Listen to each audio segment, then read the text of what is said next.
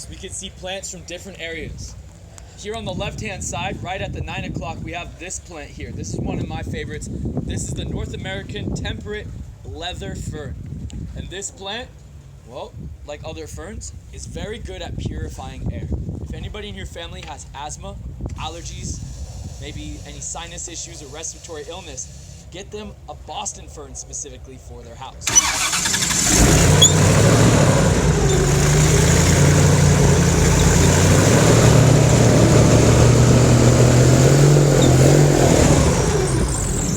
And then right across the waterway from this beautiful temperate plant, we have this tropical plant here with the dark green and light green circular leaves. This bush that's growing from the water all the way reaching up to the top of the canopy, that's the cocoa plum. Now that's from the Caribbean, Hawaii, Polynesia, Thailand, and many other tropical places. The cocoa plum is producing edible fruit today. Looks like a large black olive, and you guys are welcome to eat it if you find any. But most of it has been picked. Just don't eat anything out here without first asking me, okay?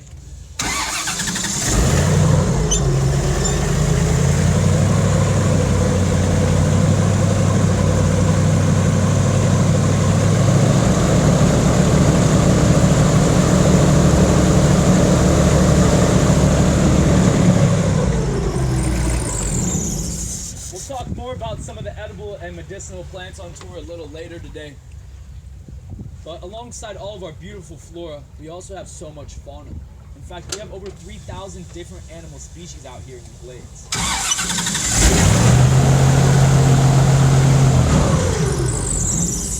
Of those 3,000, approximately 70 are currently on the endangered list. And that means we must continue to protect them to ensure their survival over the next couple of years. Now, at one time, this was also the case of the gator. Between the 1800s and 1960s, gators were hunted for their skins to make boots, gloves, belts, handbags, and many other accessories. By the 1960s, we only had a couple thousand gators, if that, left in the entire US. And alligators only live in China and the United States. That's a beautiful viceroy butterfly, right-hand side, hanging out with the willow. Let's see if it lands. Oh, come on, land, buddy. Nope, the wind started blowing too hard.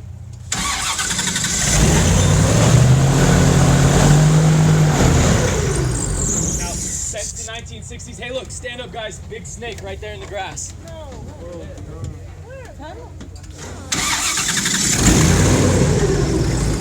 It might still be there when we come back. It was there on my first tour today too. So, the alligator, since the 1960s, has gone from a couple thousand in the US to now over 5 million in the US. That's definitely a major success, but guys, that's just a branch from a tree. We have over 1.5 million gators right here in the Everglades. We'll talk more about that later, but right now, everybody please take your seats and prepare for takeoff.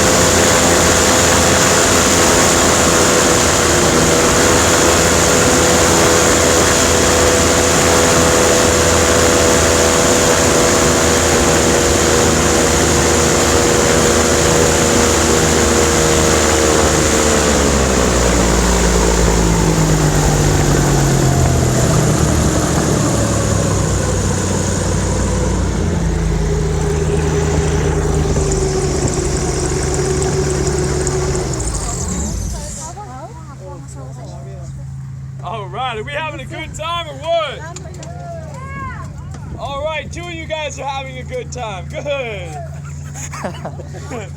Guys, I hope you appreciate my driving. I did get a little extra crazy out there for you this morning.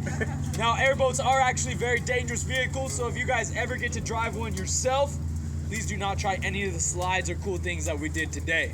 In fact, these vehicles, like I said, very difficult to drive, spin out of control, Wow. flip and roll. You could take a turn wrong and flood and sink your boat, or you could easily go off course. When you have no brakes or reverse, when things go bad, they get ugly very quickly. So again, I'm a professional driver with a special boat. If you guys ever get to drive airboats yourselves, take it nice and easy like we're gonna do for the rest of the tour. Now, the area that we just went through, this is called Shark River Slough. Hey, check it out up there, one of the biggest birds in the sky, guys. We got a Boeing 747 flying by.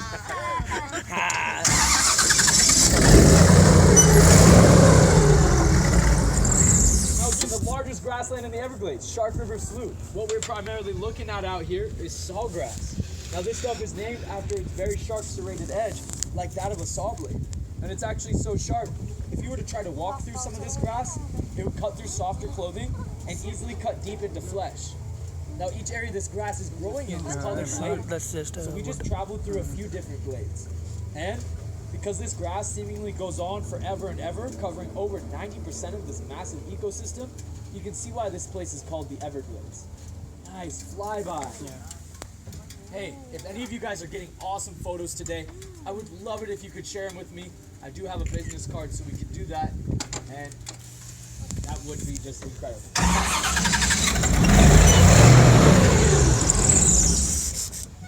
And as we go forward, you guys will see lots of openings in the sawgrass through this area I call Alligator Alley.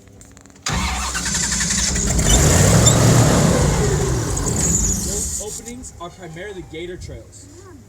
Some of these trails are leading to different habitats like canals, ponds, or marshes, while others lead to alligator nesting grounds. Once a female gator reaches reproductive maturity at the age of 10 years old, she will build her first nest, and that will become her home for the rest of her life. Being very territorial creatures, these guys are not going to live together. They live alone. And everything you see right now actually belongs to just one female gator. She's about 50 years old, full size 3 meters or 10 feet long. She's had hundreds of babies here, and we call her Lily, as she is queen of the lily pads before her.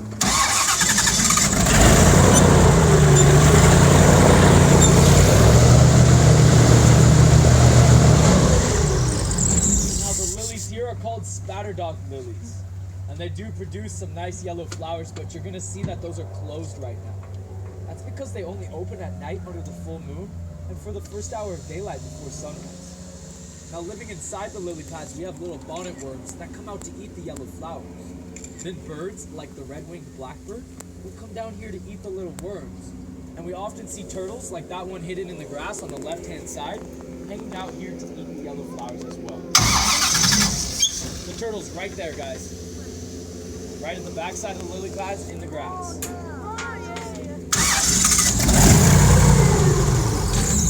Uh-oh, what's that thing?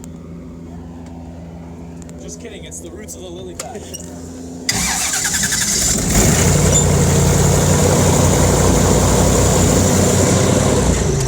Alright, we are approaching Miss Lily's nest here. Right here on the left side behind that barren pond apple tree. That's where Lily has her nest, but it is in the grass, so we can't really see it from the water. What do you see? Alligator, if you're on the left, please sit down. Let's stay safe. Again, if you're on the left, please stay seated. All right, this is Lily Girl. Now you can see she's all black, just like any other adult alligator. And all over her back, she has those big bumps called scutes or osteoderms, which are actually bony plates of armor beneath the skin. Again, if you're on the left, I do need you to sit down. I will scoot up so you have a chance to see. Thank you. Yes, they actually can move very fast. And like I said, they can easily jump over 7 feet or 2 meters. And when they do move forward in their leap to grab something, it's faster than a galloping horse, 50 miles an hour.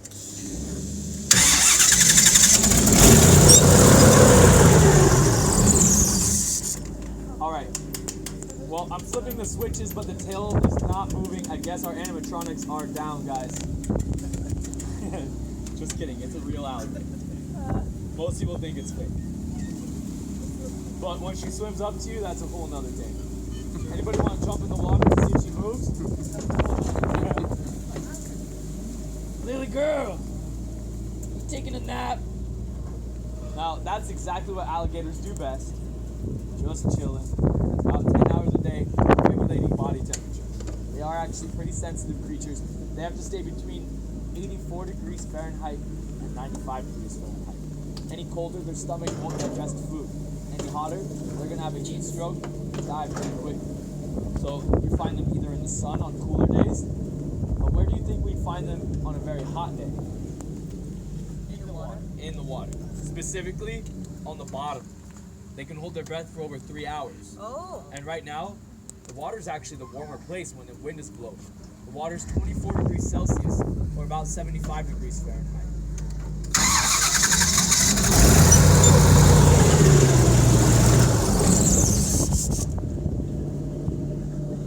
Lily girl! Hey, Lily girl! Watch, this other guy. No. There's this old man that's been working here a long time. And Lily's known him most of her life. So when he comes down the canal, she swims up to the boat pretty much every time. Now that's because it used to not be illegal to feed the alligators. But now we know better than to do that. Feed a wild carnivore, they're going to begin to associate man with food. And then eventually they're going to say, hey, let's see if we can eat that thing. Let's see if it tastes good. Now Lily's a very good girl. She hasn't tried to bite anybody. But you never want to underestimate wild animals. However,